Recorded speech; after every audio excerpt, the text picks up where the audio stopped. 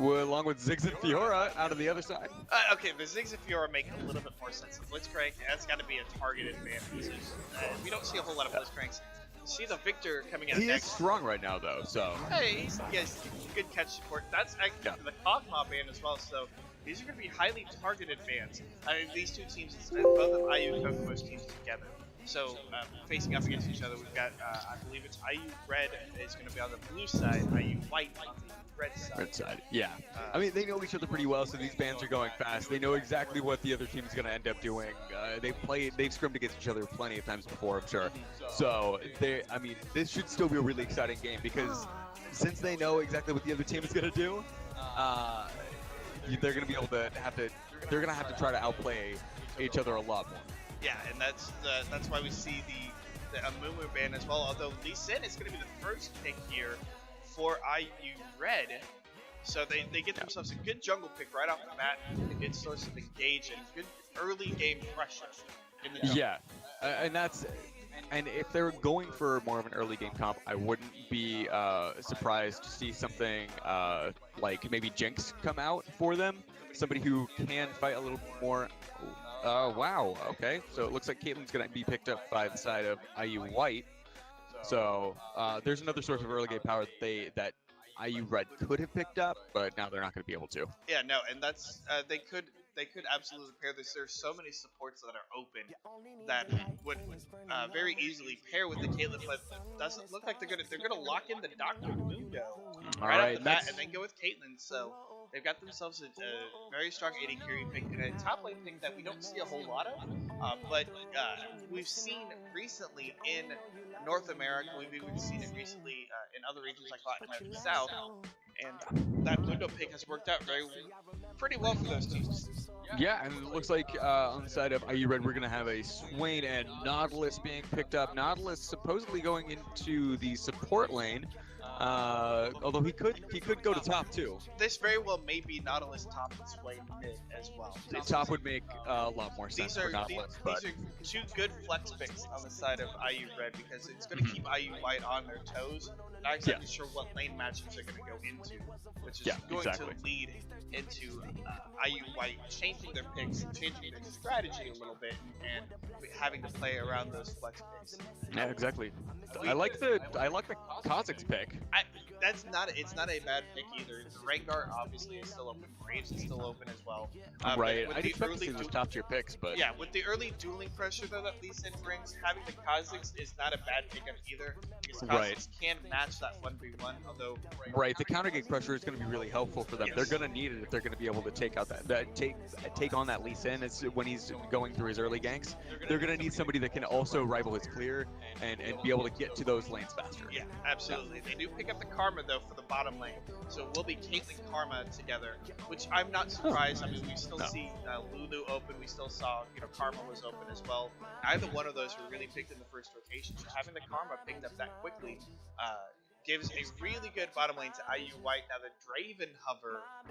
That is interesting. I mean, granted, Draven would be a really good pick into Caitlyn. Doesn't quite have the range to be able to bully her out as easily, but if he can reliably pick up his axes and land those auto attacks, he should be able to do pretty well in this, considering Caitlyn is pretty squishy early on. Yeah. Now the problem is though they will be up against the Karma, who can provide the shielding as well as the mounted inner flames, just the inner flames in general. It's very easy to target where Draven is going to pick up his axes. Exactly, you're going to be seeing those spots on the ground. Oh, and it looks like there is an Ahri pickup too. So I'm supposing it is going to be a Nautilus in the bot lane, with Swain top and Ahri in the mid lane.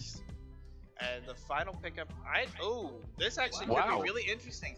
Picking the Braum in the bottom lane means that Karma's going to move to the mid lane, so that is going to be the lock-in. Turtle Bomb is going to take Braum there at the support role, so they are moving Karma into the mid lane, and that's giving Karma a better source of XP, a better source of gold. Will give her more AP, obviously, that will scale even better with her shielding with the inner flames. It's a very strong support mid laner. Very strong. It is, and especially when you have a Caitlyn at the AD carry role who can be a very good hyper carry in the late game. giving her the movement speed, giving her the shields will really help her out. And this actually is also a good matchup against the Draven in the bottom lane with Braum, because Braum can still throw out the Qs. Mhm. On the spots where Draven's going to go try to pick up his axes. He can Right. also shield Draven's ultimate as well to help save Caitlyn and the rest of his team Yeah. from any kind of from. It is going to, however, I mean, first two levels are going to be a little bit more difficult for Caitlyn, considering that, it doesn't have access to the Braum shield super early unless he decides to go that first, but he'll most likely go with his Q. And the early Winter's Bite, even though it hurts a lot, he does have a Nautilus to protect He him, does. who can step right in front of those Yeah, and be able to absorb a lot of those blows. exactly. Nautilus is going to bring a little bit more engage as opposed to Mhm. the disengage. This is going to be the only Right. problem for IU White. They don't have a reliable source of engage. They do have a good amount of disengage, Karma speed ups, Karma shields, the Braum ultimate as well. They're going to be able Yeah. to at least disengage the fight, but you've got more reliable engage from IU Red with the Nautilus, with the Lee Sin. Even Swain and Ari can Yeah. engage fights. So we're gonna have to see how this breaks down when we get into the game. Yeah, I think so too. I mean, because what we're seeing here is engage, disengage, engage, or and the counter engage coming out of IU White. I'm excited. I'm excited. I'm excited about that. It's gonna be a Yeah. good game. This is the first matchup here at IU Kokomo. We're gonna take a very quick break as we finish up loading the spectator delay. When we get back Yep. when we come back, we will get into game one. It will be IU Red versus IU White. Stay tuned. Don't go anywhere.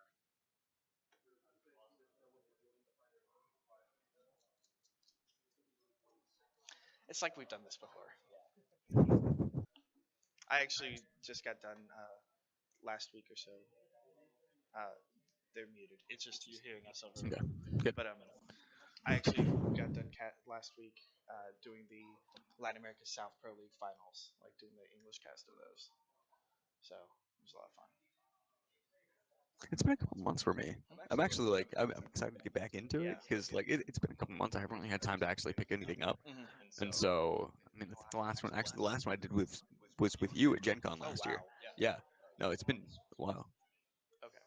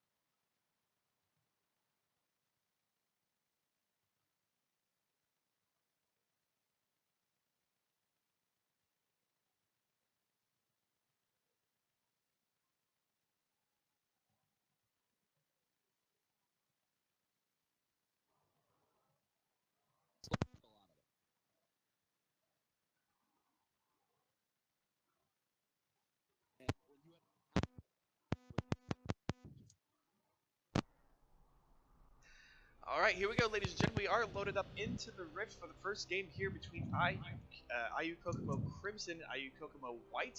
IU Kokomo Crimson on the blue side, IU Kokomo White on the red side. We are just finishing loading up. Give us just a quick second as we do load into the game. Here we go. All right. Looks like we're bringing everything up slowly. It's all right. Here we go. Yep, IU Kokomo Red on the blue side, IU Kokomo White on the. We don't have to give it away. second as we do figure get everything completely situated and squared away. Yeah, everybody's just trying to get into position. I would expect it to be normal starts. Yeah, we do not have the. Ooh, We will not have the the map. the map. Excuse me, for everybody. We do see that ward that was placed down. I believe that was by Turtle Bomb.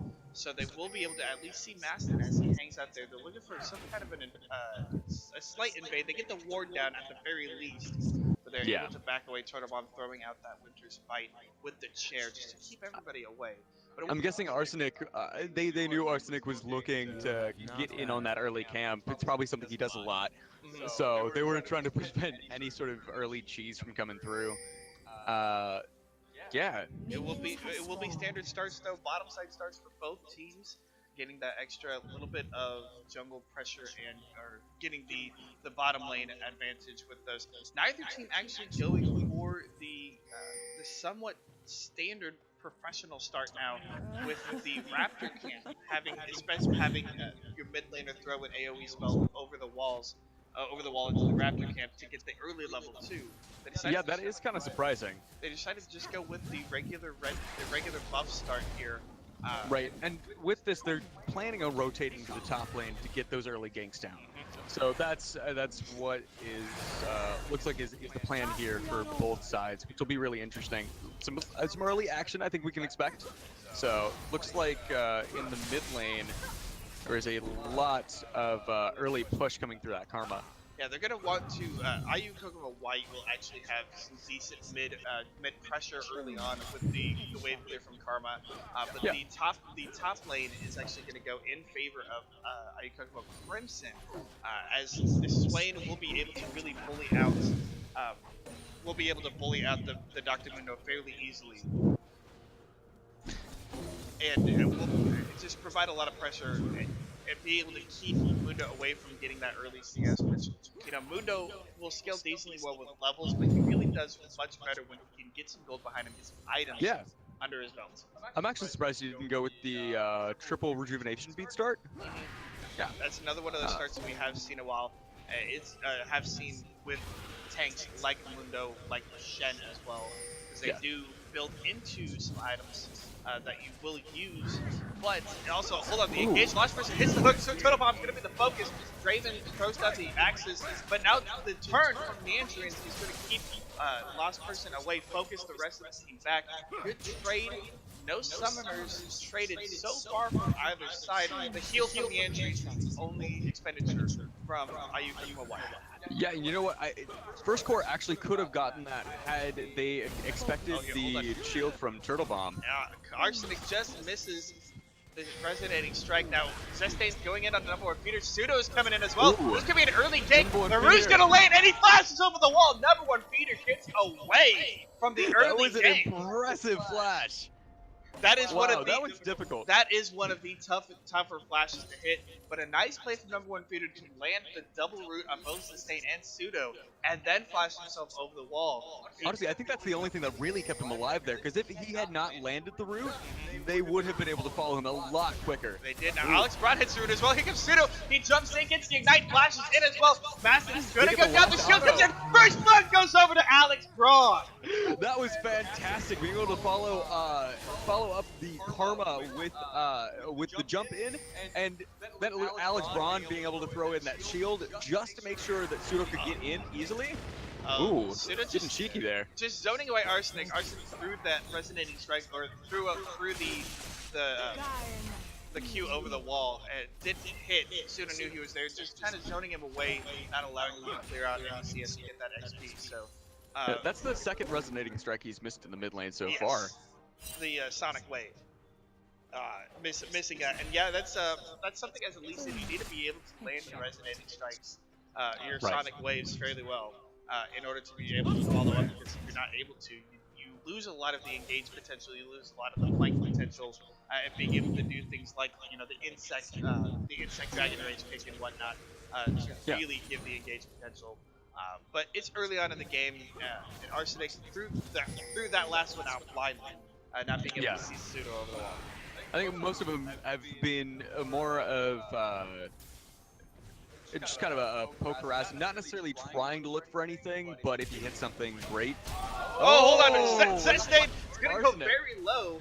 Arsenic takes a couple turret shots and is able to get himself away, but Zestain, thanks to the flash, is able to get himself away, burning the flash from Arsenic as well. Yeah, if Arsenic would have been able to get that second auto, the flash really would have saved Sustain there. And now both teams still fairly even. You know, the first blood did go over to Kokomo White, but now Arsenic getting a little bit of an invade in, stealing away the Raptors some more XP.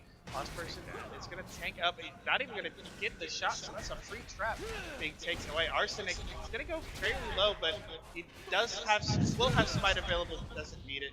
Steals away that Raptor camp, steals away that XP. That would have been a fantastic story, though. Arsenic versus the Raptor camp. Yeah. So exciting. Arsenic, though, able to get away and is just going to recall just fine. Get himself out of the fight. Again, not a whole lot else going on in this game. Again, we don't have the mini-map, so we can't exactly show you exactly what's happening. Yeah.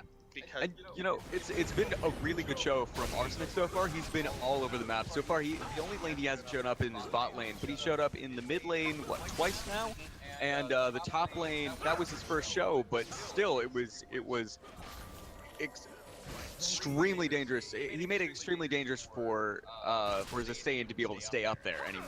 Yeah, and that's exactly what he should be doing. He should be trying to make sure that Sustain can't stay there, even though Mundo is extremely tanky. He hasn't built those very tanky items just yet. Hold on, the gate's coming down. Lost person's gonna get stunned up. First score is zoned away on the backside. Danger's gonna focus it down. The heal comes in for the first score. He turns on his Danger's with Turtle Bomb. Is gonna pick up the kill. But here comes Arsenic. He could turn this around. He gets in with the safeguard. A flash away from Turtle Bomb. The Sonic Wave hits. Lee Sin goes in. He picks up one. The hook lands. Lost person picks up the second. Arsenic will end up going down. It's a 2-for-2 trade overall in the bottom lane for both teams, but the most important thing for Kokomo White is that Draven did not pick up a kill there. Yeah, absolutely. If he had been able to pick up the kill there, it would have been a lot harder for Caitlyn to be able to stay in lane any longer. Ooh. Aston's gonna roam up. He does have his ultimate. Does land the charm as well. The root comes down. The root is not there just yet. The ignite does come down. But Zestain's just going to be able to tank himself out of it. Does not have his ultimate available. There are too many resistances there already, though. I mean, even just by picking up the Null Magic Cloak, that has given him so much. The Null Magic Cloak and the Ruby Crystal are giving him so many tank stats early on when Maston doesn't really have anything built just yet. He has the Lost Chapter and he has a Doran's Ring. So yeah, there's not a whole lot of damage he can put out there yet to kind of chew through the magic resist that Sustain already has. Yeah, and that's Zestain is functioning very well just with that null magic range, like you said, now has the cloak, but he's also dealing with double magic damage from both the Swain and the Ahri. So he's going to be able to build magic resistance very early, very easily, and not feel bad about it, not have to worry until mid-game once team fights start happening, they start rotating down to the mid lane, start rotating lanes around and whatnot, because he doesn't have to deal with first course. So he's not going to have to he's not going to need a whole lot of armor. He can just build up that magic resistance and be able to keep himself alive in these roam ganks. We do see Lost Person there clearing out the wave, clearing out the ward as the Green is farming, and again we're just kind of hovering on the map. It's a slight gold lead here for IUK from White, a big CS lead in both the mid lane and in the jungle. Not 20 CS in the jungle, it's really it's keeping things even, because Arsenic does have the early goal, the early kill, and the early assist as well. Exactly, because he's been able to now roam in all three lanes. You see him just popping up there for a second in the bot lane. Because he's been able to roam to all three lanes, he has kind of let his jungle farm fall a little bit behind, but he's been finding kills. And that's the important part. He found 2 kills on the bot side, and now he looks like he's going to actually be trying to take this dragon by himself.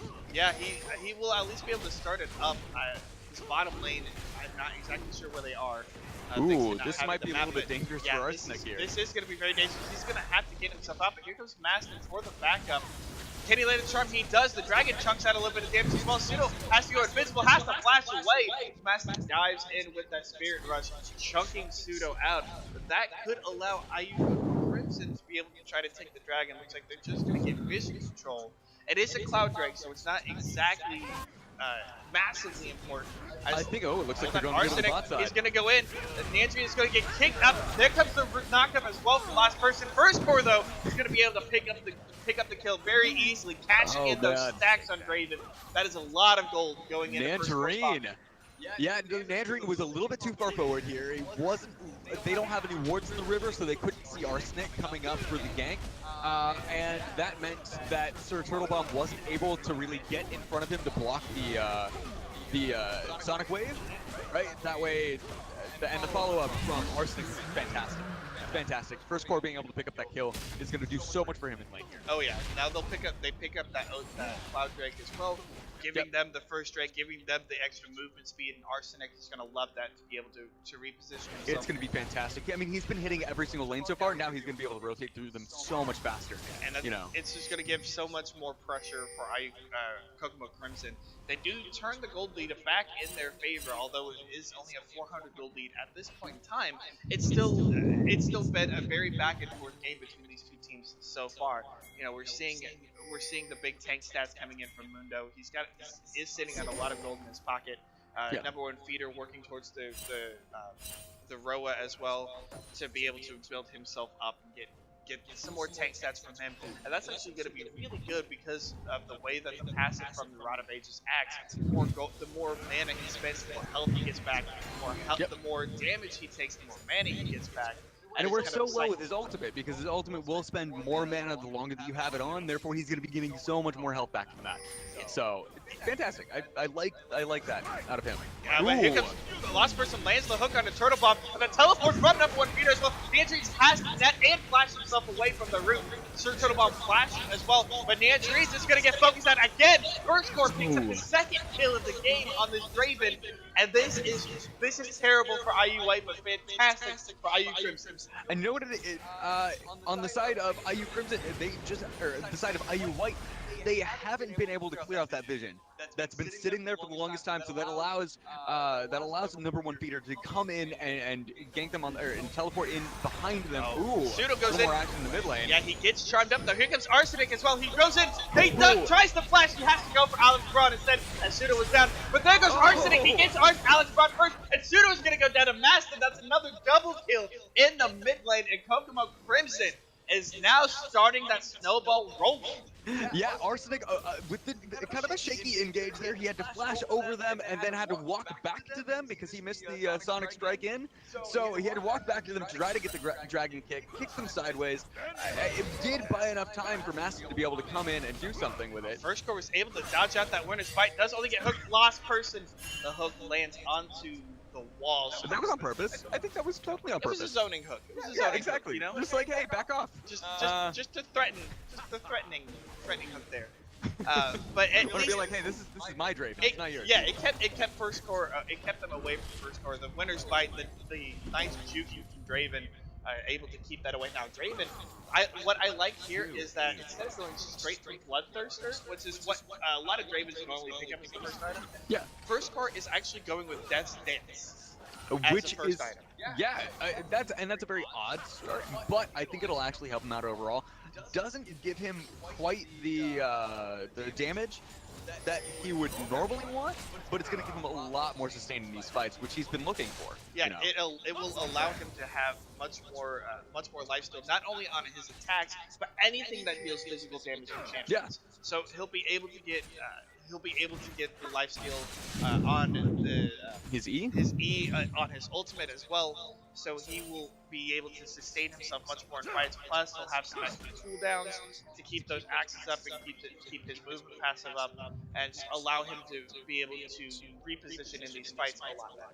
Yeah, absolutely. All right, well, it looks like we're... Oh, there's an engage in the bottom lane. Nandries is going low. Again, First Core's getting focused out by freaking Turtle Bomb, though. First Core will pick up that kill on the killing spree. He's going to get himself back away as we see some more supportal combat. First Core maybe trying to turn back around Turtle Bomb. Has to get himself away out of the minion wave. But again, it's another kill going over to this Draven. And again, Nanderine's just it continues to step in front of Sir Turtlebomb, even though right now he can't afford to do that. No. He cannot afford to be in front of Sir Turtlebomb at all. Because if he is, you're gonna get hooked. You're gonna end up getting taking even 3 auto attacks from coming from First Core. That's enough to kill Nandarine right now. It is. Now, you just saw Arsenic and number 1 Peter going in and stealing the red buff from IUK. But White Maston, though, getting taken down very low. Pseudo takes down Lost Person in the bottom lane. Maston could go low. He's got the Ignite taking down, but it's not enough. He survives with just a bare sliver of health, 50 HP. Maston stays alive. Alex Braun not able to land that last auto. Lost Person, though, did get taken down in the bottom lane there by Pseudo. We did miss that. Yeah. And that's a good trade. That's a good start. Pseudo able to get himself back up, get himself going, pick up the kill on the Lost Person, but they're going to need to get a lot more of those picks if they want to get themselves back in. Yeah, absolutely. They're gonna have to start picking themselves up because Pseudo hasn't been roaming around the lane as much. He did in the beginning. He got 2 ganks off, which helped him at first. He just wasn't able to keep up with the roam from Arsenic. Arsenic has been able to rotate around this map so fast, and I don't know if Pseudo can really make up for that at this point. They're going to have to start making some bold moves if they want to actually get back into this. They're right now 2,000 gold down, and it looks like on the bot side, they're about 1,200 gold down just First Core and Lost Person. Absolutely. Lost Person lands the slope. Nandrine starting to get some more damage, and the hook will miss. Here comes Arsenic as well. He's looking for that kick. He hits Turtle Bomb and it knocks up Nandrine. Nandrine gets rid of First Core's on a rampage. And can he pick up the second kill? No, that kill goes over to Arsenic, but it's still good for Kokomo Crimson. They pick up another double kill. They're going to pick up themselves the Ocean Drake off the backside, and Kokomo Crimson are just in full control of this game. Again, Kokomo Crimson is just not able to put down the ward that they need to be able to see Arsenic coming in. If they had a ward in the river, they would have seen Arsenic coming in from the river and been able to back off in time. Hold on. Number 1 Feeder's going very low. Pseudo picks up the easy kill with that Taste of Fear. This game is just a bloodbath right now. Yeah, it's a trade up in the top lane as Pseudo is going to try to help Sustain push that top turret as they did lose the bottom turret and the Dragon Link, the late response from Kokomo White. Yeah, absolutely. They're not doing quite enough. They might be able to take down this tower though. Looks like they will be able to take it, but the rest of Kokomo Crimson is in the mid lane. First Core lands a lot of damage on Alex Braun. And meanwhile, Lost Person comes in to hook to try to save the turret. He's gonna get Zestan's gonna get focused down and he gets knocked up with the depth charge. Lost Person trying to save the turret. Here comes his teleport as well from number 1 Feeder. They might just be able to do it. They did. They forced away Zestan and Pseudo. That turret lives with just bare 2 triple more digit autos, health. they could have taken that down, but I don't think they wanted to risk this right now, which was a smart move. Taking down the turret would have been great, but they know, hey, we can shove back in, it's fine, we can take down, or we can get number 1 Feeder low enough to be able to do that. First Core is now going to get focused on a triple. Alex Braun has to flash in. Turtle Bomb is able to shield up that ultimate. First Core is going to get taken down as number 1 Feeder takes down the Pseudo up on the top side. That's a double kill actually coming in from Nandrine. And now Nandrine's going to get himself back up again.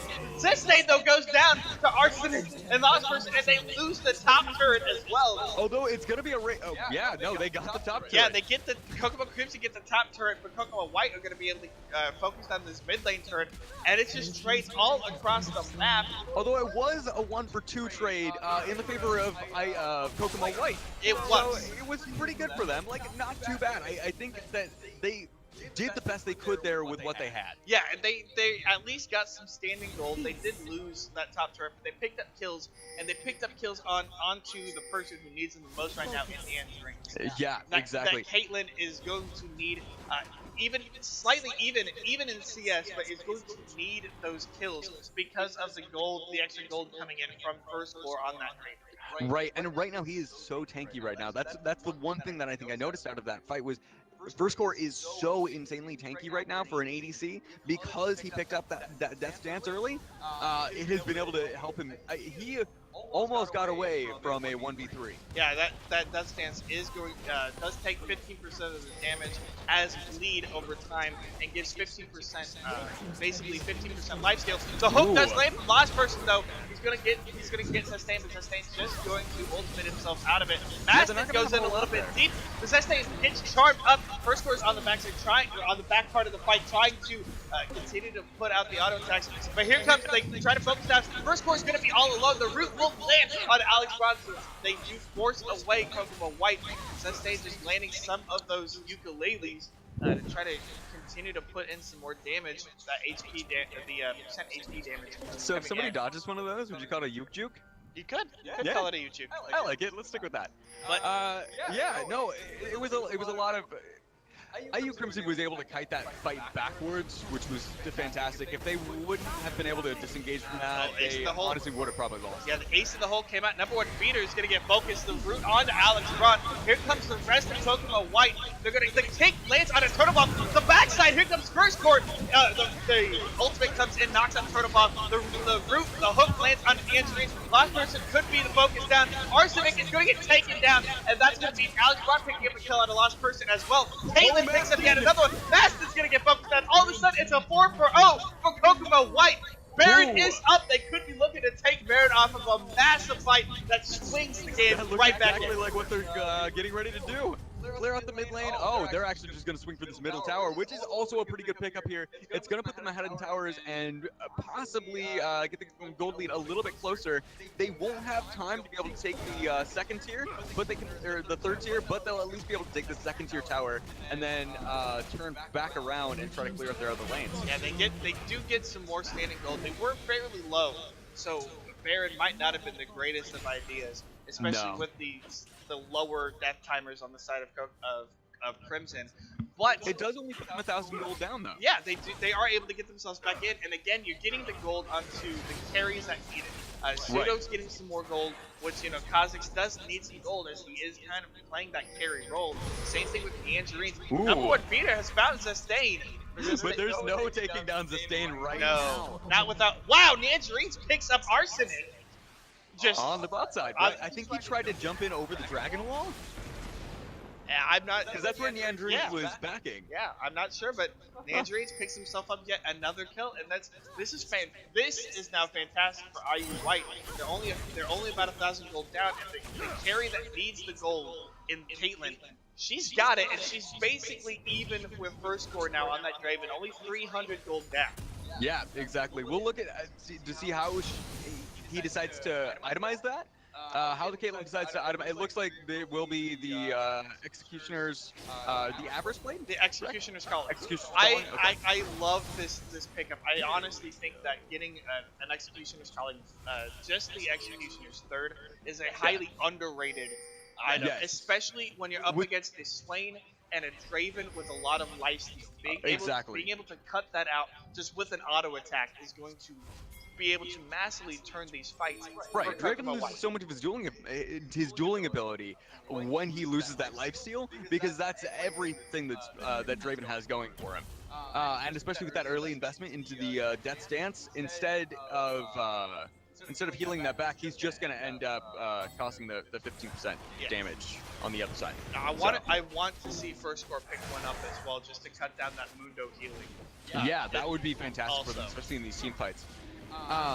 Yeah, and it looks like the side of Crimson is going to start going for this Earth Dragon. Mountain Drake is up. Looks like they're gonna get it. Meanwhile, Pseudo is gonna try to go in on number one beater. Beater gets the Zhonya's out. Turtle Bomb is gonna be the first focus.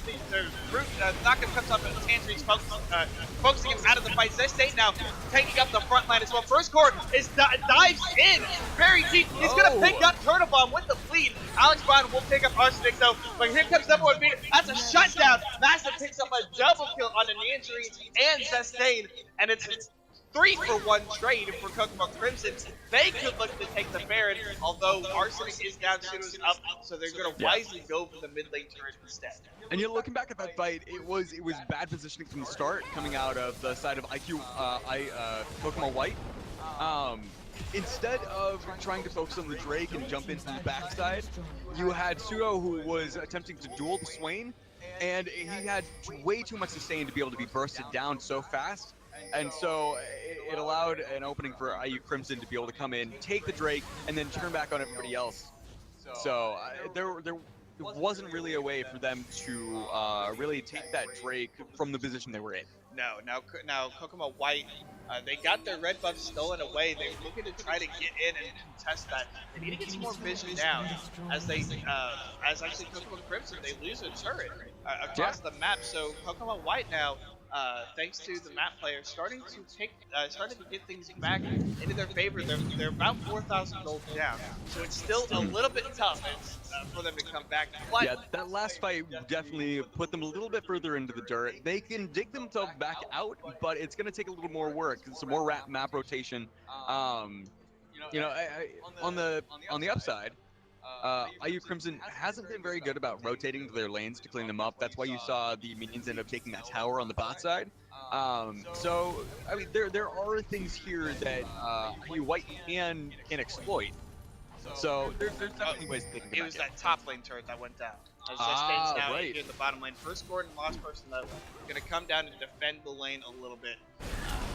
Meanwhile, Pseudo and Arsenic, they're going to fight in the jungle. Arsenic is not going to land the Dragon Rage kick. He finally does.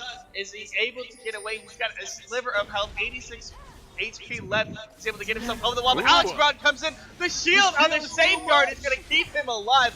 Maston now has to dive away. He lands the charm. Meanwhile, Lost Person goes in, gets the hook, but number one beater has to back away.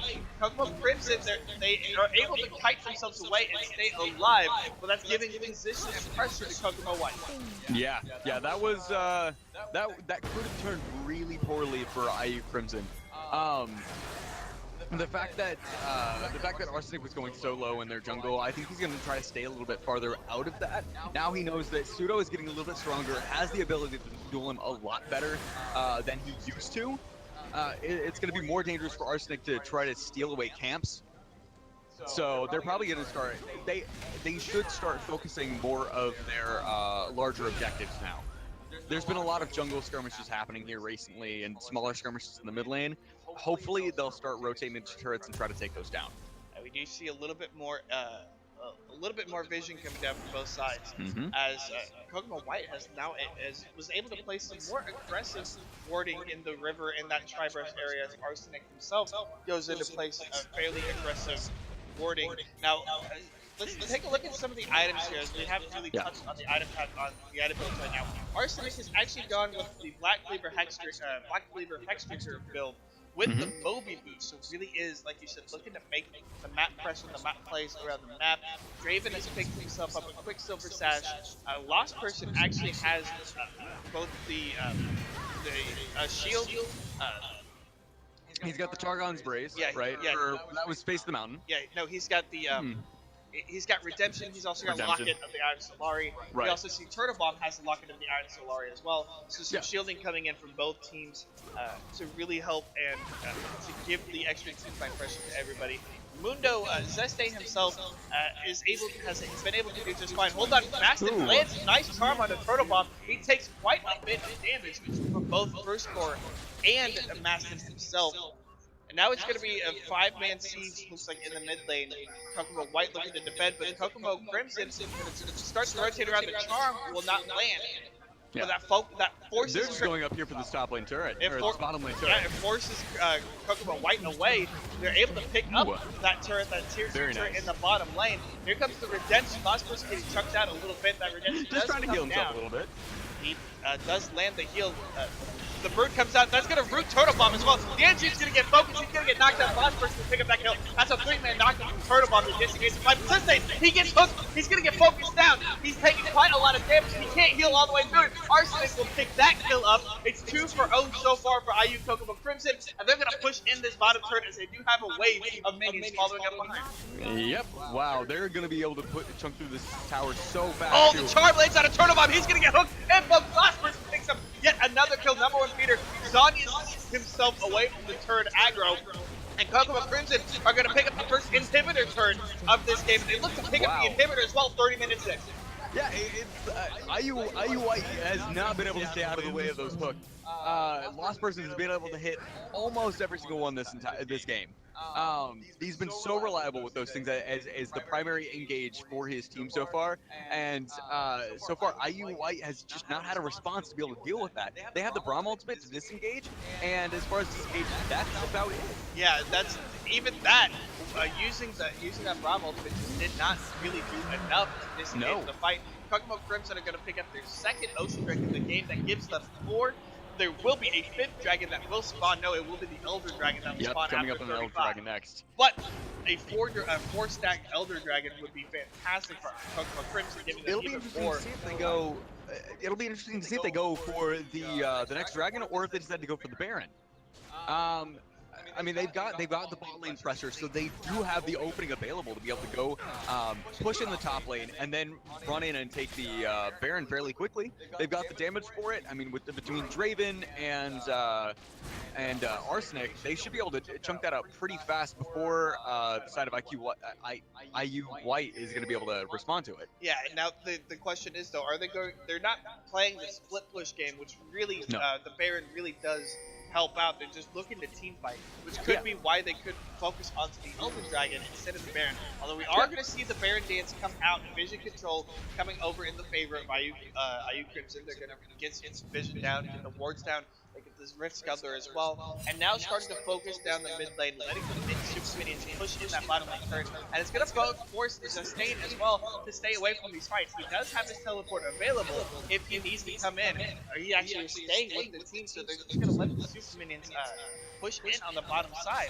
I think they're starting to learn the lesson here, and that lesson is, if you see him walking around, you need to get out. Because most likely, if you walk within range of that hook, you are going to get hooked, and it will end poorly. Yes, so even if you're sustained, you still cannot sustain and tank your way through all of that damage. Once you get hooked and rooted and charmed, it is basically all over. Kokomo Crimson have a great amount of not only individual CC but AoE CC as well, and able to Arsenic. Find picks. Arsenic though is gonna get picked up here a little bit. The pseudo dives over the wall the wrong way, thinking that Arsenic might try to safeguard himself over the wall. Missed prediction, but Arsenic able to get himself away, keep himself alive. No flash burn just yet. Arsenic comes in and he does steal the Krug away. Here comes the rest of IU Kokomo Crimson. They're going to focus down the top lane turret as they do have the super minions coming across on the bottom side. Number 1 feeder there. Niantic reads it. Alex Braum trying to defend against number 1 feeder. Meanwhile, up at the top lane, Sustain's gonna go. Really low. Niantic is gonna go down to number 1 feeder. That extra crow coming in, but Swain is gonna get a double kill. He gets taken down so low from Alex Braum, but he cannot take him down. That's a Nexus turret going down. The charm lands on the Sustain. The hook lands on his Protobomb. He's gonna be the focus now. IU White's in full retreat here. First, they can't stay. They can't stay. Asudo is gonna pick up the shutdown on the number 1 feeder. He's gonna stay alive just barely. Minions won't take it down. But turrets go down all over the place for Kokomo White. Kokomo Crimson rotate into the mid lane with yet another big minion wave coming in, and they are just taking. They are in full control of the map. They've broken open the base of Kokomo White. They're almost 10,000 gold ahead. 33 minutes in. It's Kokomo White's game to lose. Yeah, absolutely. There's a lot of things they should have been taking more advantage of here throughout the course of this game. The fact that Arsenic, so since he was roaming to every single lane so much, Pseudo had plenty of time to be able to invade a little bit harder than what he did. They can still attempt to pull it out here. Not all of the Nexus, not all of the inhibitors are down. So they just have to make sure that the minions are not able to get all the way into their base, but it's just Neanderines back here trying to take everybody out. All of the super minions. Yeah, it's going to be rough. It is going to be rough, even though Caitlyn should be able, does have quite a bit of AD and the attack speed. Also has that Blade of the Rune King that she just picked up. He's also fighting on 2 fronts now, though, because they did get the top side, too. They did. So it's... IU Kokomo Crimson are doing a good job of pushing Kokomo White around the map. They're really playing the map game well, using the super minions in the bottom lane and the threat of Baron to their advantage. The inhibitor will respawn here momentarily for Kokomo White, so it's going to be a matter of Kokomo Crimson now trying to find the opening to crack open the base and try to end the game, there's the respawn of the bottom inhibitor. So super minions will not be spawning anymore. They'll have that last wave. But we see right there, though, the Nexus Torch down to half health. If Kokomo Crimson even get 1 or 2 kills in a fight, they can end the game. Yeah, yeah. I mean, even they might actually try to brute force it after this minion or after this Baron here. Yeah, no, the Baron does go down. Last person Redemption going to heal coming himself out. up. And this could be the fight. Arsenic goes in. He leads the kick out of Alex Trump. The hook last person goes in. Turtlebot tries to disengage the fight, slow everything down, but he's going to get taken down first. The root's not going to land onto anybody. Master dives in, but that's going to be the inhibitor going down by the minions. So Kokomo Crimson, they pick up the Baron. The minions pick up the inhibitor. Zestain has to flash away from the root, but you just can't stop them. The hook lands on Andreens. He gets rooted. He gets knocked up. Zestain's going to go down to first score, and that's going to be the pickup from Mastin on the killing spree. And that's going to be the end of the game. Kokomo Crimson will take the first game in the IU Kokomo Spring Invitational over IU Kokomo White in a 35-minute game. Cool. Wow, that was a lot going on all at one time. Yeah, Kokomo White was just not able to take advantage of the weaknesses that IU Crimson showed. Right? Because again, if you have somebody who is constantly ganking lanes, take advantage of that. Go take their jungle camps. Make sure they can't do anything in their own side of the map.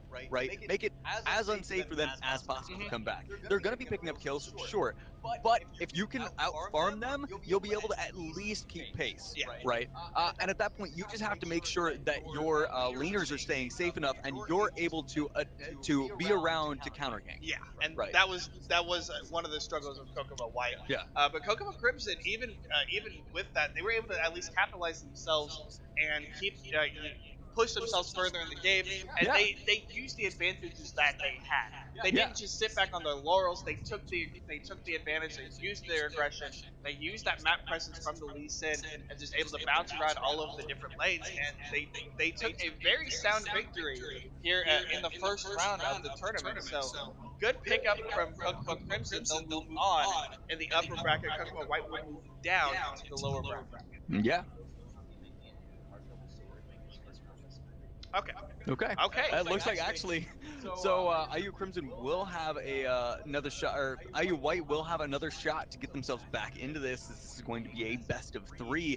So we'll see if the next game goes better for them. I think that if they're able to protect Nian a little bit more, or if Nian is able to farm their lane a little bit safer, they might be able to stand a better chance down there.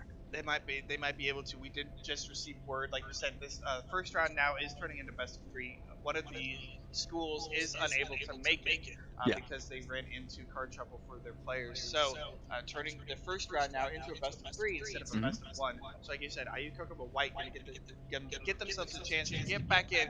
Let's see if they can go into game 2, pick up the victory, turn this into game 3. We'll be back in just a few minutes with game 2 of IU Kokomo Crimson versus IU Kokomo White. I'm so excited.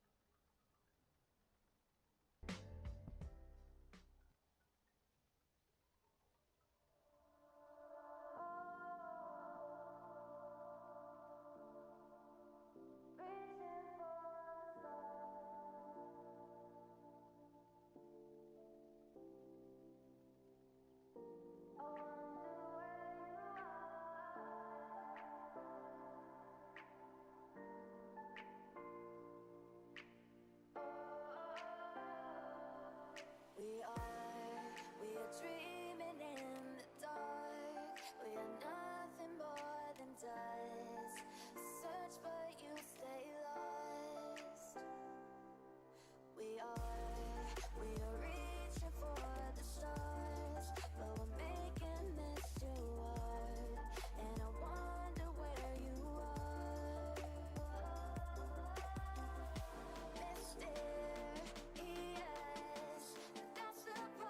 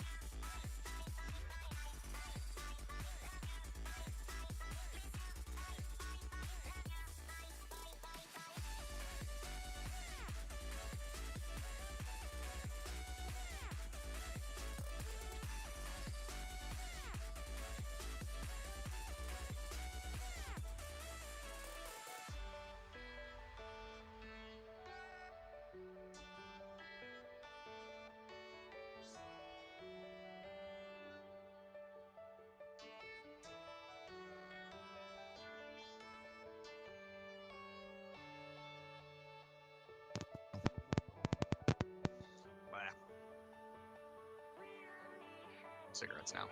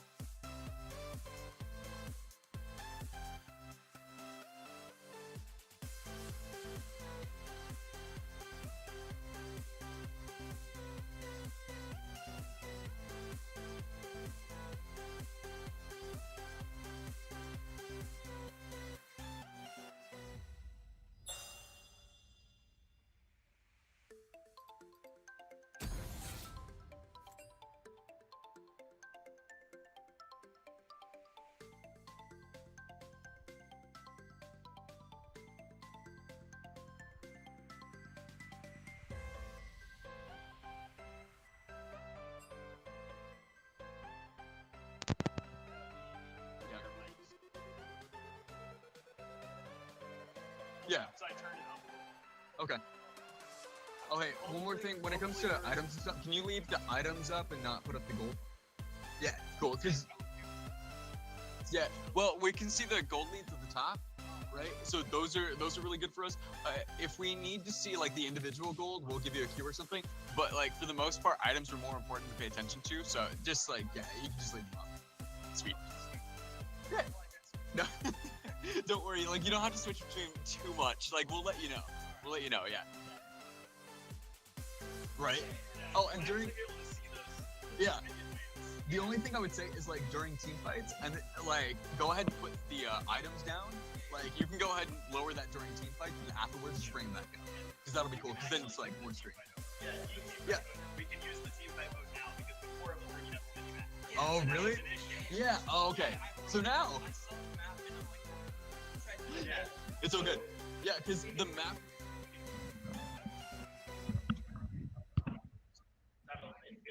Yeah. Right, exactly. Yeah, because like we couldn't track anybody coming in from around the back of the fights or like what was going on around it or like map movement. So like most of the time when a gank would happen, it was kind of a surprise to us too, like because we couldn't really see the jungle pathing or anything. So like it's nice to have that up that way we can at least be like cover a little more comprehensively of where people are going and what is gonna happen later. Yeah. Yeah. Right. That was good. Yeah. Oh god, that was annoying. I felt bad for you because that sucked. You're like, where do I go? Yeah, follow like the main bulk of characters, like where most people are. Follow that, and then if something, yeah, like if that fight diffuses, then go look at the smaller fights. But like for the most part, the big chunks of people are gonna be where most of the action's at. Yeah. Yeah. Yeah. Yeah. Right. That was good. That was good. I liked that.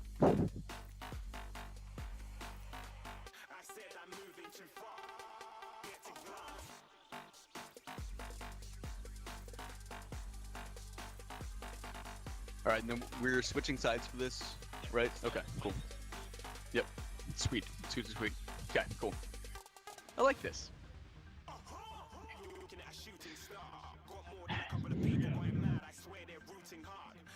We should probably introduce ourselves at some point. We didn't do that.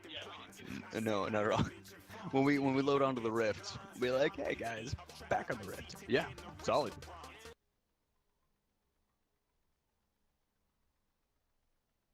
Hello and welcome to the IUK Invitational Spring. Yeah.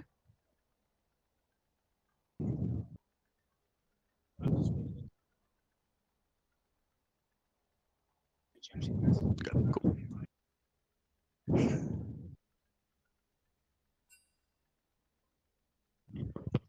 fairly sure this might.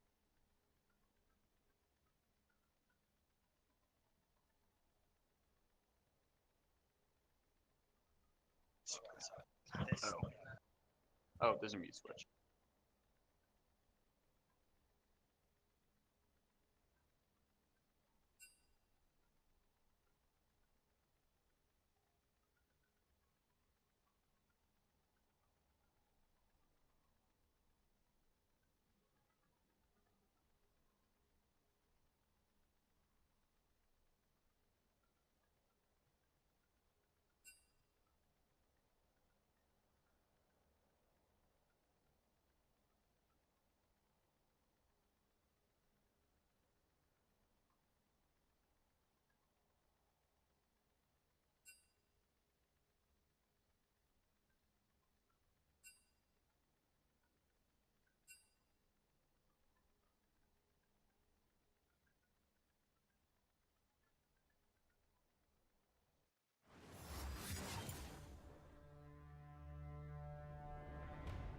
All right, ladies and gentlemen, welcome back to the Spring Invitational here at IU Kokomo. My name is Andy Joker Sturm. Alongside me is Aaron Yo Droid Yoder. How's it going, guys? We're bringing ourselves game 2 between IU Kokomo Red and IU Kokomo Crimson, IU Kokomo White. Kokomo White will be on the blue side, Crimson will be on the red side. We see that first ban of Swain, Zig coming in as well. The Swain ban is interesting and probably really important. The Swain ban was really important last time for #1 feeder. He did really well on that. He was able to hit most of the snares that he was going for. Like he was just extremely dominant, especially in that top lane against Mundo. Yeah, and it was also very hard to kill him. It was very tough for anybody to be able to take him down. That healing was just so strong. That early Roa was just what clinched it for him. Oh yeah. The Victor ban now coming in from Kokomo White.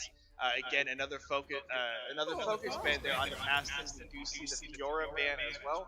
Again, these two teams, they're sister teams, so they're gonna know exactly who they need to ban, what they need to ban, and a lot of these bans are gonna be targeted, are gonna be focused, but they're not necessarily bad bans. It's because of that reason.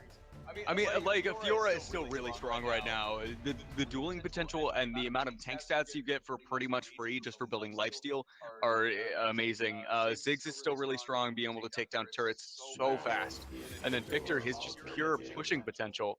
Looks like we will have a Blitzcrank ban coming out of the side of White. Yeah, and that's again another focus ban on a lost person. We see basically the same bans as game one, although the Mhm. Swain is matched up here in game two, taken away from number one feuders with the Kog'Maw ban coming in last against the Angerines.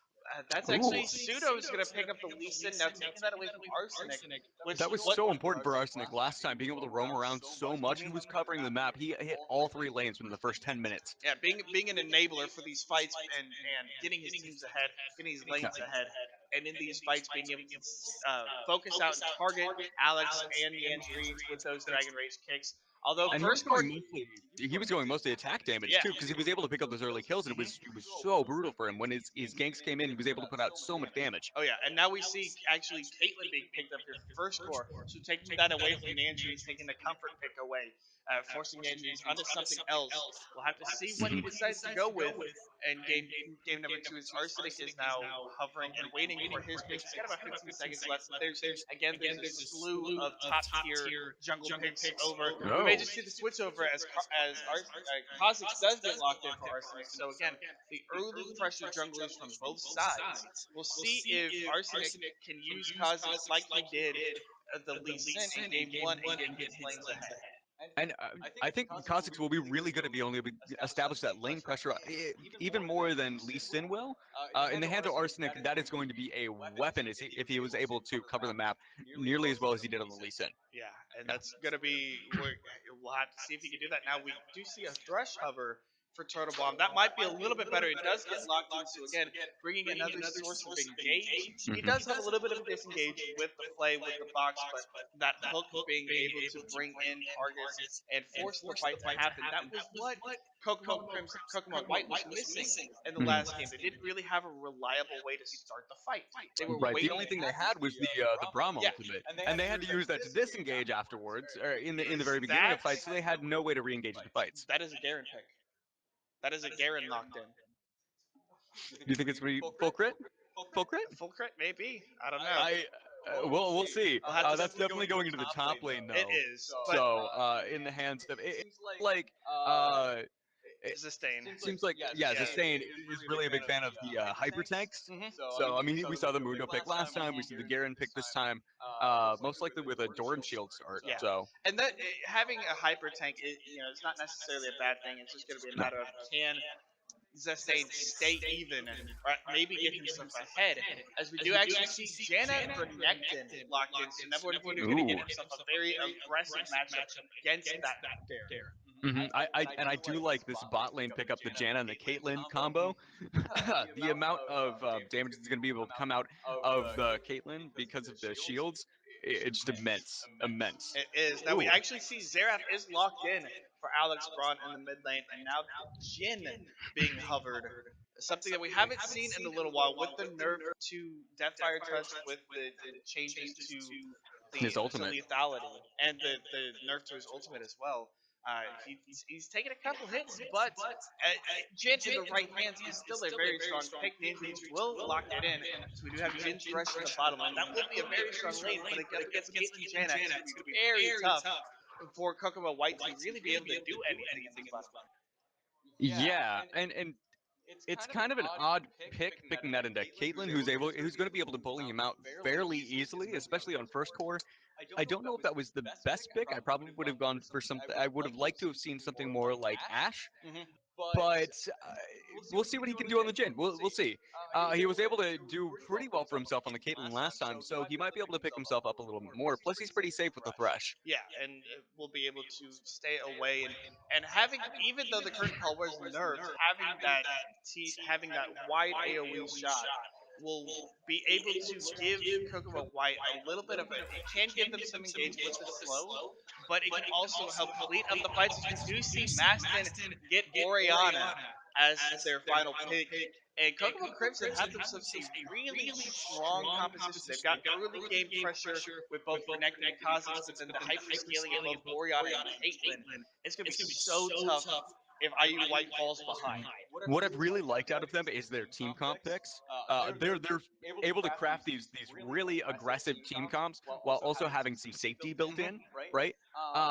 It looks like on the side of White, they do have that safety, but not nearly as much as what you have on the side of Crimson. They have some disengage with the Lee Sin and the Thresh, but other than that, they're gonna have to be just really careful or engage extremely hard. Yeah, but IU White will scale up very, very hard. The Yeah. only champion that really doesn't quote unquote scale would be the Lee Sin, but the Lee Yeah. Sin is there to give the early pressure so that Kokomo White can stay even in lanes and get themselves to the late game point where they need to get to in order for those hyper scaling champions to come through and then be able to out sustain and out tank and then out damage the rest of IU. Yeah, exactly, and they're going to be able to do that early because the early game scaling just really isn't there for Crimson, right? They're going to need to be working on that. And that's mostly going to come out Arsenic. Arsenic is really going to need to work hard to get his top and bottom lanes to really snowball. Mid lane, he won't have to worry so much about. Oriana's going to be playing fairly safe, not really trying to shove in too hard, right? The Mastiff is really going to end up shining in these team fights. That's what he's looking for. It's not necessarily win lane because you don't win lane very easily against Xerath. It's just going to have to be safe. Yeah. And especially with the Lee Sin, he's going to have to be watching his back. Yeah, we'll have to see how he does that as we get loaded up into the rep. We're going to take a very quick break as we wait out the spectator delay. When we come back, it's game 2. IU Kokomo White versus IU Kokomo Crimson. If IU Kokomo Crimson can win this, they'll move on to the next round. Otherwise, White can force a game 3. So stay tuned. Don't go anywhere. This is going to be a great match.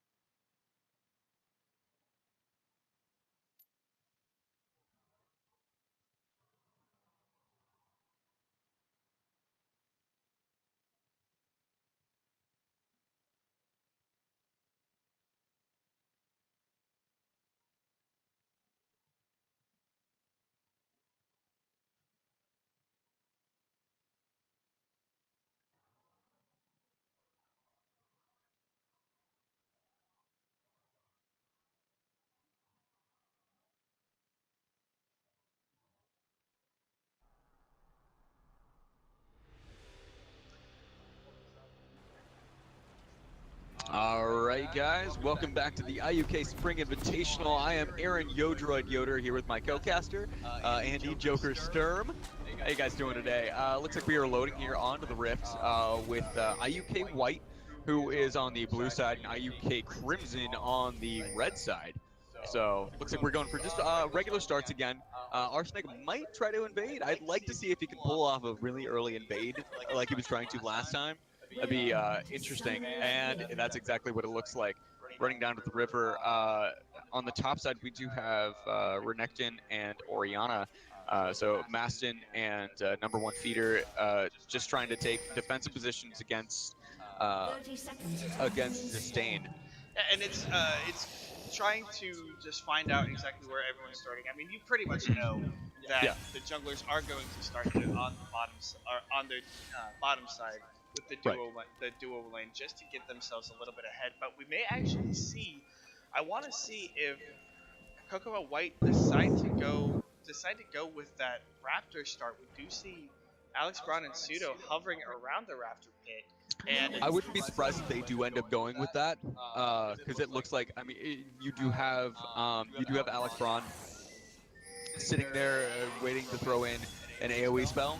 So I wouldn't be surprised if they do end up doing that. It's gonna change up the jungle path a little bit for Pseudo, but I think they should still be able to meet at the top side at about the same time. yeah, So- what it does is it actually gives Pseudo level 2 very quicker if they decide to go for it. They don't actually.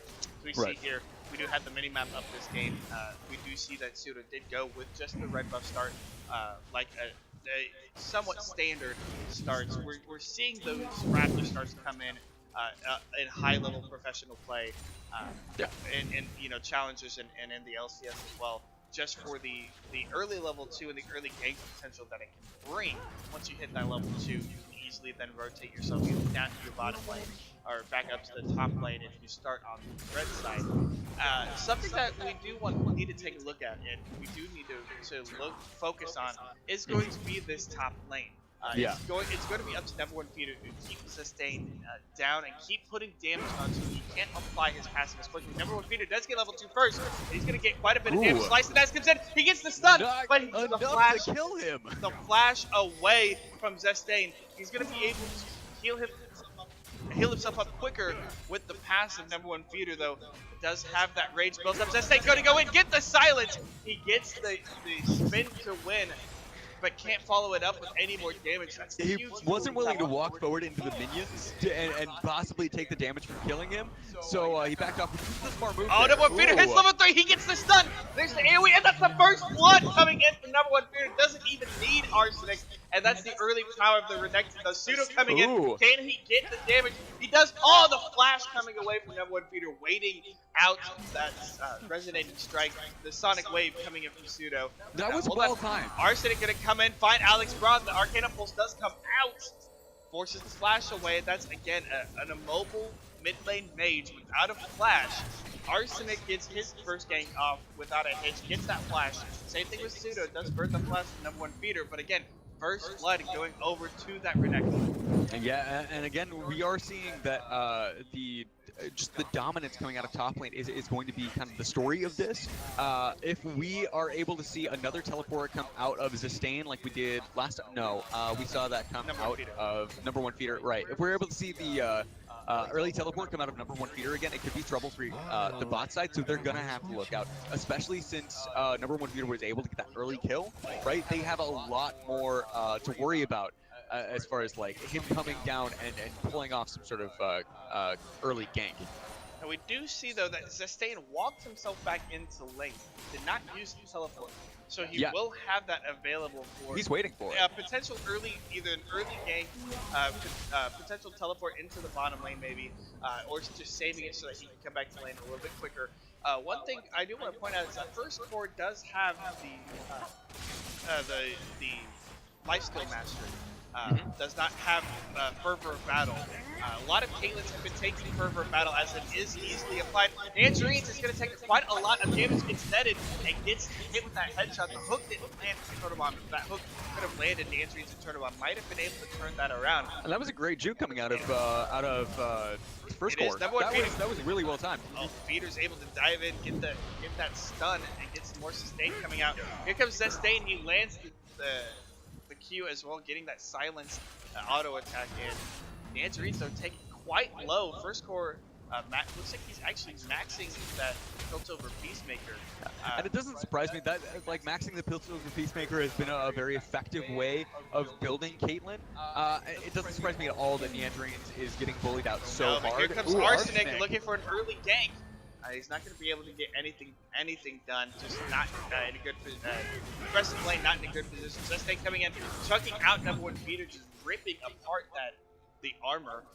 Now that armor shred does come in off of that AoE, so if he gets hit with multiple ticks, it will start to shred the armor away a little bit more. And Black Cleaver coming in as well from Sustain. Eventually, that's going to be a lot of AoE armor damage. Number one Peter gets in, the slice gets in, still has the dice available, is there, and number one Peter picks up the kill yet again on a Sustain. That's another early kill going over from this Renekton, and that top lane priority is in full effect for Kokomo Crimson. And you know what? This is all because of that first kill, right? You give the snowball potential over to the Renekton. He is going to run over you. I mean, he was able to pick up the Ruby Crystal. He was able to pick up a longsword. That much damage put in the hands of an early game champion is going to give you a hard time, especially against a hyper tank that needs some time to build up, like Garen. You're not able to have that dueling potential anymore. He gave that up very early on, and it's going to be difficult from here on out. He did. Number one Peter will have teleport advantages, as they did teleport himself back up into the lane after dying. Pseudo looking in. He does land the Sonic Wave. Not trying to go in, though. Yeah, he does not want to follow it up. Alex Braun was not able to land the stun, but is able to continue to put down a little bit of damage with that Arcano Pulse, just poking away at Masters, forcing him away. His flash will be up very soon, so Arsenic might want to look at coming back and taking advantage of that flash still being down on that immobile Xerath in the mid lane. Gonna take up the blue buff as we just get, again, we're just kind of back into the farming, back into the dueling, with a little bit of trading, but not a whole lot of actual action happening as Yeah, no, there hasn't been a whole lot of gank opportunities that have presented themselves. The junglers have mostly been content staying into their jungles, farming up, trying to hit those key breakpoints. It looks like the ultimate coming out in the mid lane, not really going to do a whole lot, but just zone off Maston from the wave. So it's going to force him back at least. And did clear out the wave a little bit, but didn't do a whole lot. And it's not going to be on a relatively long cooldown either. And it's not something that he's going to absolutely need anytime soon. It does not look like there's going to be any big fights. The shockwave will hit from Alex Braun, but that's going to be the stun and the slow and forcing out the flash from Masters. Meanwhile, again, we have another trade in the top lane. Number Peter Zestain just going at it. There goes the armor from Number Peter Zestain. He's taken down so low from that early pressure of the Renekton. Renekton has not even had to use the dominance. Arsenic and Pseudo are going to find each other. Alex Braun going to come and try to land that stun. Arsenic is able to jump over the wall and get himself away. Does expend the ultimate just to keep himself out. Maston is going to go down. Pseudo gets the kill with that Sonic Wave. That snipe was beautiful. That coconut to the head sure does hurt. That kill's going to go over to Pseudo, and that's going to give Alex Braun a little bit of time to put some more pressure in the mid lane if he so chooses. Pseudo's going to invade on the Arsenic, though. And this could be another interesting fight. Pseudo does not know Arsenic is there. Arsenic is going to get kicked away, get ultimate away, and Arsenic is going to jump up, and he's going to go after the red buff. Number one Peter goes on a killing spree. Arsenic is trying to get the red buff. He will still pick it up. Nice rotation down to the red buff area from number one Peter. This stage comes in a little bit too late.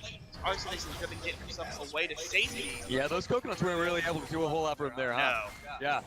When someone says they need a nice sip drink, I don't think that's what they mean. No, that's not what they mean.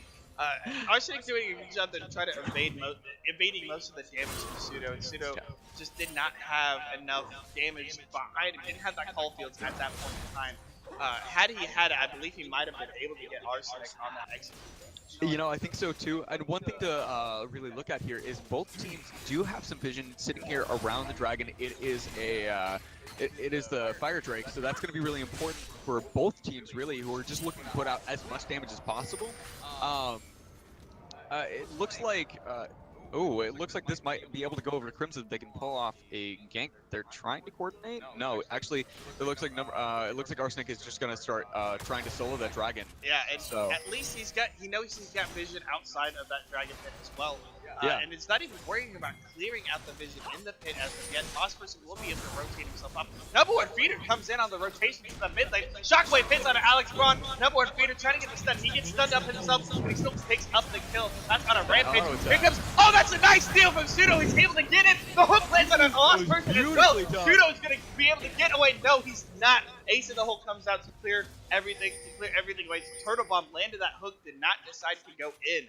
It is a 1 for it is a 2-for-0 trade for Kokomo Crimson. And that was a miss smite actually out of Arsenic. Yes. He was not able to actually put that down. Like he didn't have proper timing on that on that smite, and ended up losing that to Pseudo. So Pseudo did pick it up with the execute. It was a good steal. That Infernal Drake going over to Kokomo White will be able to give them a little bit of scaling, more scaling, at least keep themselves somewhat even. We've got to keep an eye on that now as the game does go on. It's going to be helpful for Garen in the top lane. It will. They may be down in gold, but the extra stats that will come in from the Infernal Drake will at least keep themselves somewhat into the game, especially as the game goes on and they're able to start getting more items and start scaling themselves up more. Yeah, exactly. Ooh, nice ward over into the bush, just about #1 feeder camping out. Yeah, Feeder was looking like he was trying to see if he could find sustain, maybe Pseudo. He's just looking to snowball his advantage as much as possible. Right now he's 4-0. I mean, he's got the Black Cleaver already built. He can do a lot of damage. If he can find one person, he can just take them out immediately by himself. Speaking of damage, Alex Braun just able to chunk Mastin out with just a few spells. Another big Arcano pulse takes Mastin down to 3rd health. Now here comes the right of the Arcane.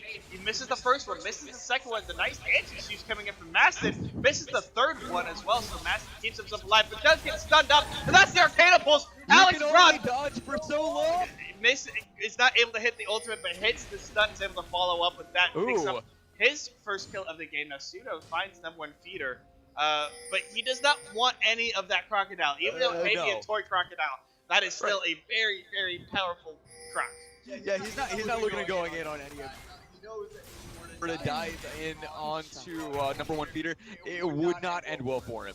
Right now, he's only sitting on the Caulfields and a set of cloth armor, so trying to fight him would not be very nice for him. Totobomb looked like he was trying to go for the play hook, but first was able to get himself away. Last person showing up just in time. That shield's coming up, and Totobomb took quite a lot of damage. The net play from First Core is being really effective. He's able to put the nets in when he needs to, landing those headshots, following it up. #1 feeder diving in on the sustain gets the silence, and that is Arsenic waiting around the side, trying to see if they can't make a gank happen. Maybe a dive. He might be able to jump around the backside, but I don't think he's going to be a little more content going in. Right.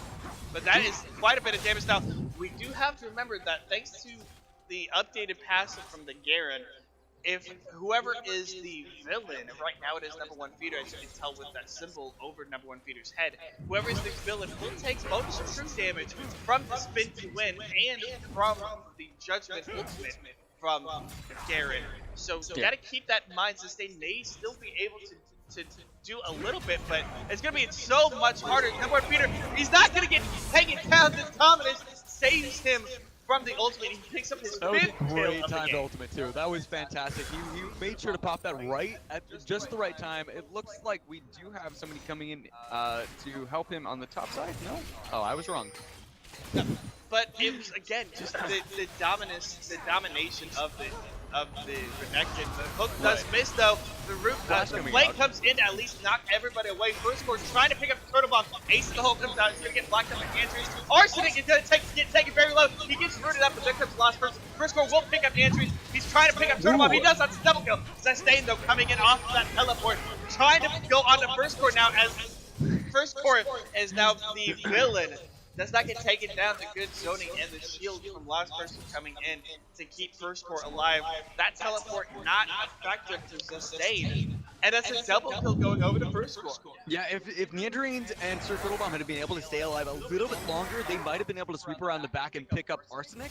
But since they couldn't, it forced Sustain to come around to the front and try to take out First Core. But the shields coming out of Last Person are too strong right now. Yeah, there's not a whole lot he can do about it. Even having that little 10% shield coming in. #1 feeder does go in on Alex Braun, and Arsenic picks up that kill. Alex Braun just not very long in the world there, combined with both Renekton, who does have that Tiamat, and Arsenic jumping in as well. And it's a lack of wards right now on the side of IUK White. They only have a few wards. They have the one sitting in River Brush, but the north side of their jungle is completely dark. In fact, you actually see a very deep ward on the side of IUK Crimson that's just sitting there waiting to see where Pseudo is going to pop up. That way they know where where it's safe to gank, right? And so they've been doing a very good job of keeping that vision pressure going. You know, they've got a very strong vision line, especially down here around Dragon Pit when that comes out. Yeah, we do see 20 seconds. Yeah, we did see Zestain and Morphine continuing to fight. The injuries, trying to put down as much damage as you can. He gets Arsenic on the dive. Zestain's gonna have to get himself away, but will get stunned up. And number one Feeder is dominating on that Crocodile. 6-0-1. And they should be able to take this turret, especially as Master's rotated up as well. First turret going over number one Feeder. He flashes up the wall for Pseudo. The shockwave will miss as well. Pseudo has to be flashed over the wall. It's a flash for a flash and an ultimate burned away from the Lee Sin. No flash kick engages so far. Number one Feeder looks like he wants a little bit more of He is hungry for more. Yeah, no, and it's funny because right now he is an entire item and a half up on Zestain. Zestain hasn't even been able to complete his first item yet. He's got the, you see the Sun Gem, and then he's got the Phage, and that is all he has going for him right now. Like, he doesn't have the damage to be able to duel number one Feeder at all, and so it's dangerous. It's probably better that he's back in his second tertiary. Arsenic though jumps into number one Feeder. Number one Feeder slices, dices. Arsenic will pick up Subram. Meanwhile, First Core is going to get 2v1 out in the bottom lane. Here comes the teleport. The First Core flashes over the box. The injury will throw up the curtain call. First Core gets hit once, gets hit, and there comes the second, the third. The injury comes in. That's a double kill for number one Feeder, as both the injuries and the Thresh were just stuck right there at the bottom. Turtle Bomb and the injuries get taken down by number one Feeder off of that teleport. And he could have had that last shot, except that he got stunned up by number one Feeder, which is a fantastic play, being able to take advantage of the staticness of Jin ult, right? Being like, okay, well, you've got one more shot, yeah, but I'm going to stun you. You can't do anything anymore. Neanderine's probably a bad place to ult, but he was really looking for that kill, and that was kind of the only option they had. It actually wasn't a terrible place. It was the teleport from number one Feeder that came in and turned things around. Meanwhile, though, we did see Zestain pick up the mid lane turret, so at least some more gold going into the pocket of IU White. But at this point in time, IU Kokomo with a huge lead.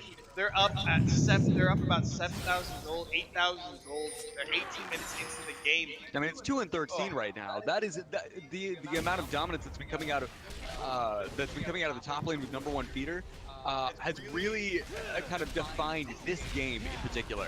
I mean, he's 8-2 right, 8-0 and 2 right now. So I mean, he's got a fully built Titanic Hydra. Thank you. I was trying to say Tiamat.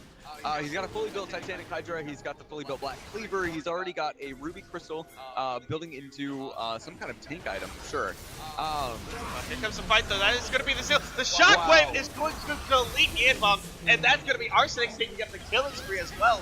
The injury is going down again to Mastin in that Shockwave. There goes the Redemption as well to heal up the rest of Kokomo Crimson to keep themselves into the fight. They zone away. IUK just has to run. Yeah, they have to back away. Alex Braun gets focused away. It's a 2-for-0 for Crimson, and they pick up their first dragon, which is the Ocean Drake. Give them some more sustain and keeping them in the lane for longer, allowing them to continue to use the pressure that they have. Zestain could get dove yet again. Arsenic diving in. Zestain has to flash away as the mid lane turret goes down, and just this straight. There was so much kill pressure right now on the side of IU Crimson. They can dive anybody under a turret and know that they're going to be okay. You know, because they have the shields, they have the CC to pretty much do whatever they want and say, hey, IU, you're not going to get anything here. You would need to move out of our way. Yeah, not only that, they're very tanky, and they were able to juggle the aggro just a little bit there in the top lane as they took down the tier 2, the first tier 2 of the game going down. Meanwhile, the rest of the team did pick up that tier 1 turret in the mid lane, so that's another two turrets. That's bringing the gold lead up to 10,000 20 minutes into the game. Kokomo White are in a bit of a hole. And the dominance is popped. Number one Feeder's going to find Pseudo. The kick coming in from Pseudo. He will be able to dice himself back in. Pseudo gets stunned up, is able to get himself over the wall with that safeguard. not able to land the Sonic Wave. Now one Peter didn't want the 2v1, but thought he could maybe outplay Pseudo, but Pseudo outplayed him. You know, he's just roaming around right now, just looking for any fight he can pick up. Like, not even with backup, he's just roaming around by himself because he knows he can. He knows that no matter who he runs into, he'll be okay, and that is what is terrifying right now. You want to know what else is terrifying? Duskblade or Drakthar Ooh. on Kha'Zix. That is terrifying. Well, again, this is a Kha'Zix who is very far ahead. He doesn't necessarily have to build tanky to keep himself in the game. He can just go in, delete somebody, get the reset, get himself out, and let the rest of his team clean up. You know, we do see the tankiness of number one Peter already going for the dead man's plate there with the giant skeleton and the chain vest. He's just got so much health, a good amount of armor, and there's not a whole lot that anyone can do. Lost Person though is gonna get caught out a little bit. Oh, the nice knockup to at least avoid Pseudo trying to come in, and again the disengage. And just when you think that Lost Person is gonna get caught out, he's just able to walk away. There was the Sonic Wave, there was the Arcane Orb, right? Yeah. The stun from Xerath, and then there was the hook coming out of Sir Turtle Bomb, and he walked out of every single one and still managed to knock them up in the process. That was impressive. Yeah, but we'll see if he can get away from this. There's four members in the bottom lane. Meanwhile, Arsenic is gonna go in on Alex Brown. So Alex Brown will get just deleted from Mastin. The ultimate from Lost Person is gonna keep First Core away alive. They dodge out the hook, the knockup from the tornado as well. Will keep First Core and Lost Person alive. And the Saints still wanting to fight. He might actually end up dying here if he's not able to get out sooner. They just they walk away from a 4v2 and almost turn it around to pick up a kill. Mastin's taking a couple turret shots. I don't think he realized he had turret aggro. They will be able to take down that tier 2 turret though, and that is just Lost he was Person. just tanking for the minions. He was just tanking for the minions, Yeah. you know. You gotta keep that wave really healthy, right? And you can go back and get more health, but the minions can't. Yeah, true. But Lost Person, we're seeing just how strong this Janna is. He's done such a good job to keep himself and his teammates alive with the disengage in the field. Number one Peter dives in. He's diving into 4 members though of IUK White. But number one Peter turning it around, a turtle bomb. First Core goes on the rampage. Pseudo trying to get picked. He gets the pick out of First Core. First Core is able to and flash and get himself away. That's gonna be though. The Pseudo will get taken down though with the slice and dice. Number one Peter is legendary. Right in the arcade, it's gonna take Lost Person down, but Zestain will be able to pick that up with the ultimate. There comes the Shockwave, which will keep Zestain in this fight. And they're going to be able to get themselves away. Crimson will lose 2. It's a 2-for-2 trade overall. Mastin, though, looking like he's going to be the next focus. No one Peter's going to dive in on the injuries. The double flash. No one Peter is legendary, keeping himself alive. No friends to help him out there. They were all up trying to get a hold of the mid laner, trying to get a hold of the Orianna, and didn't quite get it, but questionable call. They're trying to do what they can. Kokomo White know that they need to get some kind of kills. They need to get some kind of gold in their pocket to keep themselves going in the game. They do a good job of not over chasing too much for trying to pick up those kills. Yes, Neandrine's being left open again. It does, and that's just again this the diving power of the number one Peter. He's so far ahead. He has so much health and so many tanky stats. 10-0-3. I mean, he's already got at 24 minutes. He's got his Titanic Hydra. He's got the Black Cleaver, and he's got the Dead Man's Plate plus Ninja Tabbies on top of that. There is not any way that that Neandrines is going to be able to put out enough damage to really do anything. He's barely got his Infinity Edge, right? He's got a Zeal and he's got his Boots of Swiftness. That's it. You know, he doesn't have the Jhin power that he needs to really tread through any sort of tank. No, and especially going with this crit heavy build, it will take a little bit more time as opposed to seeing something like the lethality build, or even going with the Essence Reaver build that Jin's used to do.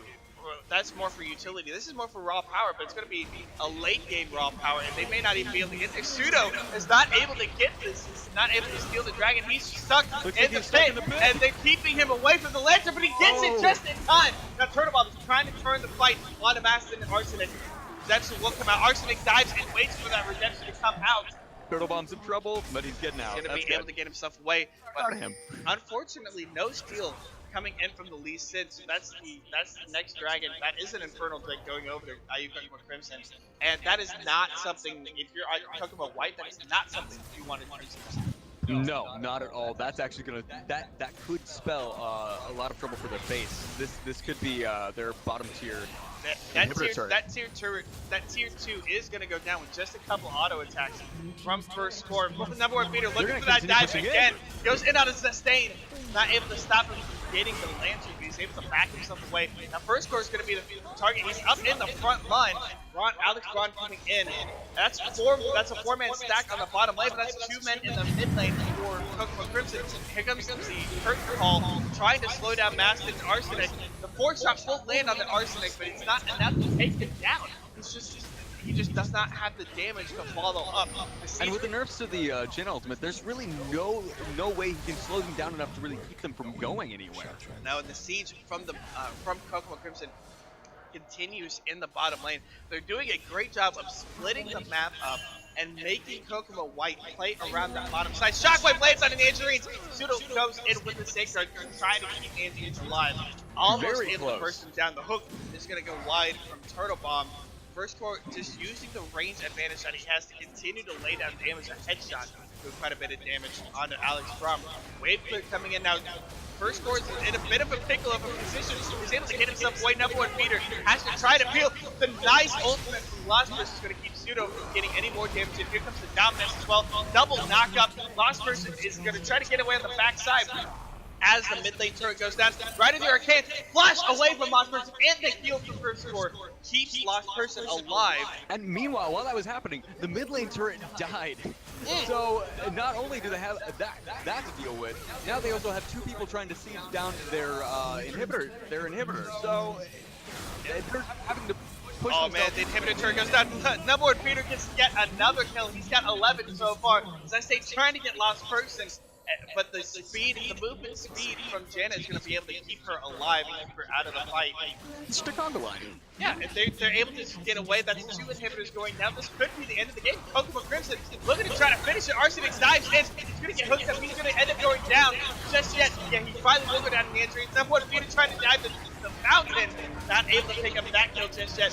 First core and the rest of the Crimson trying to pick up the turret. That will be the first Nexus turret going down. The Shockwave lands on the nobody. The whip from Master, but number 1 Peter is going to stay alive, get himself back away. He is the villain, so Sustains. He's got to be careful with Sustains damage. Oh, but the triple knockup from Lost Person is engaging the rest of that fight. Master trying to do what he can, but he gets hooked up. He's going to flash away from the play.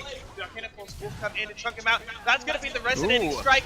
Will land the Sonic Wave into the Resonating Strike, so they do pick up 1 off the backside for Kokomo White, they force Crimson away, but they lose 2 inhibitors and a Nexus turret. And see, out of UK Crimson, that was being a little bit too greedy, right? They could have just decided to sit back, siege. They had the range, they have those opportunities to be able to take down both turrets, but instead what you had was Arsenic diving in on the back line, right?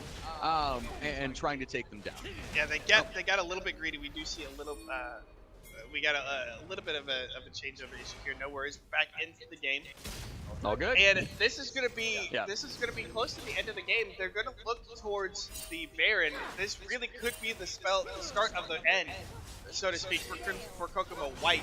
It looks like they're gonna be starting Baron here real soon, as soon as they clear out the vision. Yeah, this Baron dance is gonna be basically what can determine the game if Kokomo White can stay in it. It does look like they don't have vision of the backside of the Baron pit where Pseudo is hanging around in that tri-brush. Looking to maybe get that steal. He's gonna get the ward over the wall, but it will get blocked up. Resonating Strike comes. The Sonic Wave will come in. So that's gonna be the secure coming in from the Kazakhs. And Pseudo is gonna go down. Valiant effort to try to steal that Baron away. Just cannot get it done. Kokomo Crimson will take the Baron, and they've got 5 weapons to use it with. Yeah, Arsenic was able to pick that up. He won the battle there, which was actually really impressive for him, especially under fire from a Number 1 Peter had the home guards off the teleport.